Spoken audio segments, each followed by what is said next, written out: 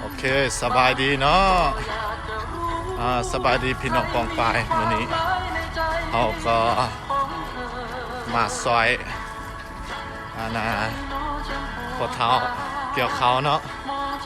ซึ่งว่าเป็นอะไรนั้นเรามาติดตามกันได้เลยนี่เขางามโอ้เขานี่กำลังสิสุกแล้วเนาะแต่กำลังสุกแต่เบื้องนี้เกี่ยวเรียบร้อยแล้วถือว่ากินเรียบร้อยแล้วเนาะโอเคกำลังสิย่างไปประมาณ20 นาทีเนาะย่างจากบ้านไปเนาะงามบ่พี่น้องงามบ่วิวงามบ่ไม่ใช่ปูอันนั้นมันปูปลาซาโอ้ยข่อยหิวนี่ความหนักเติบเลยโมเมนต์ของธรรมดาโอ้มีซีน2 โลซีนหมูกับน้ำตาลมีมะโกมโล 1แล้วก็มีผักหอมมีตัวนักไล่ลอยโลเติบไปเนาะโอเคมาโถกำลังสีฮอตแล้วพี่น้องยังอีก20 นาที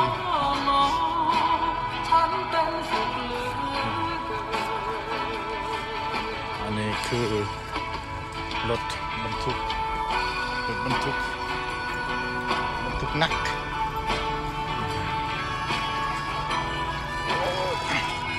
โอ้เส้นทางนี้ปัน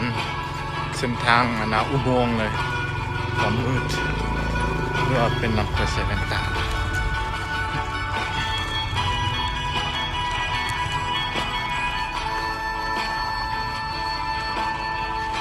เป็นขี้ยางเล็ก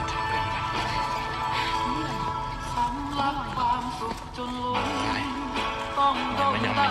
ยอมความนักเลย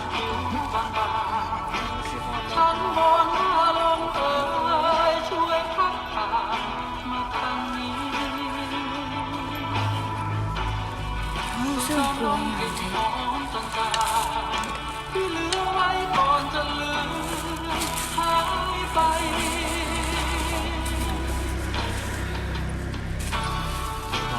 นี่ตัวเราคงคล้า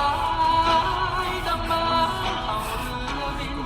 จนสิ้นไปยังไม่ได้หาไปไม่กวนใจให้มองไม่รักไม่ว่าอะไรคิดได้ฝ่ายเดียวก็พอใจงอฉันเป็นสุขเหลือ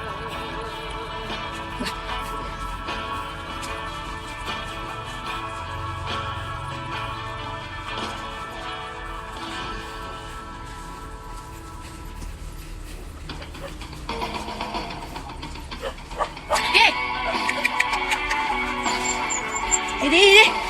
แถม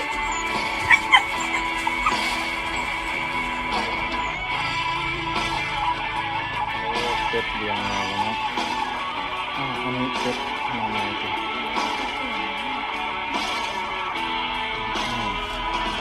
มันน้อย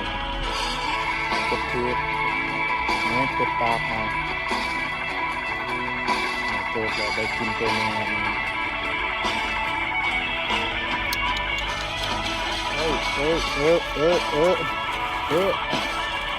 มูเกา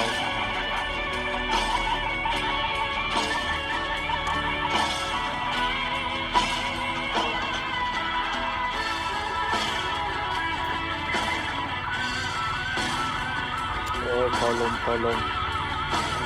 เพื่อนมาเด้อ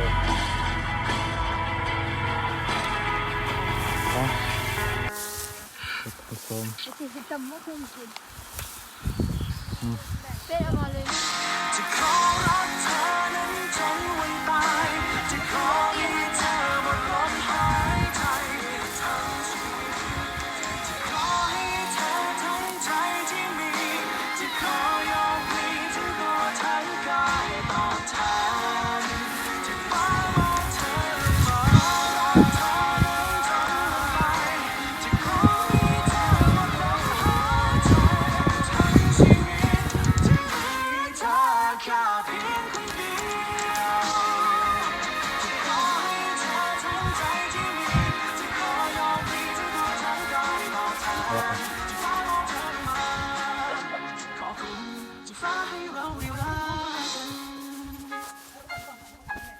เพื่อนๆหลายๆคนนะครับทราบนะครับตอนเนี้ยชีวิตของคนที่เป็นแรงบันดาลใจ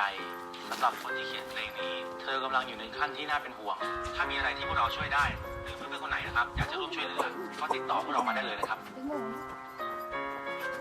ติดหัวเลยก็แค่ไม่รู้ ที่อื่นๆร้องเพลงเสียงดังไม่เกรงใจข้างห้องเลยแต่ขออนุญาตนะดูไปก็น่ารักดีนะ บอกว่าแฟนแต่รักแค่กันดีเลยจนเข้ามายาว ไอ้ที่มองไปแล้วเราประมาทเถื่อเราไปยังมือแล้วนี่น้ำให้แม่กินได้หนึ่งดูระเคียนกินนี่หอมเจียวส้มไปกิน โอ้ยแค่นี้นึงเด็กเขาที่นงนี่บ่คือเขาอันเรียนเขาเรียน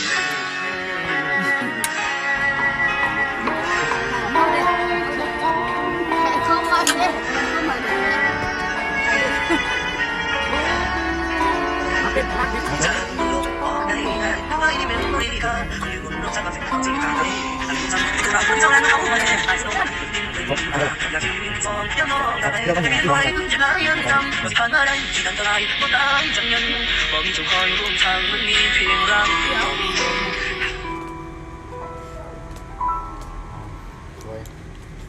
ใจในยามทุกๆเศร้าเป็นบทเพลง ไม่ใช่นาง หัวใจแฟนก็เศร้าใจนะวางชีวิตละครไม่พอไม่ให้ใจกันสงสารตัวเองจึงมาตามห่วงอารมณ์ผสมกับความคิดถึงกันอย่ารำคาญกันเลยนะเธอจ๋า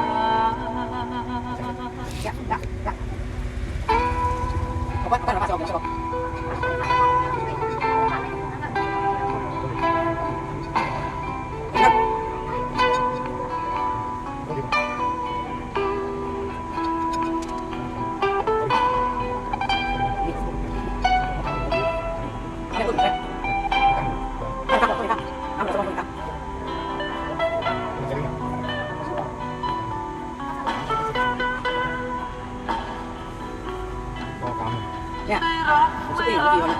ใช่หลงไม่หลงซอกในอารมณ์ในซอกลึกในจิตในฝันอยากอยู่อย่างนั้นไม่แต่ไม่ต้องสัมผัสเธอขอเพียงเท่านี้ให้คงอยู่อย่างนี้สิ่งดีก็ลอย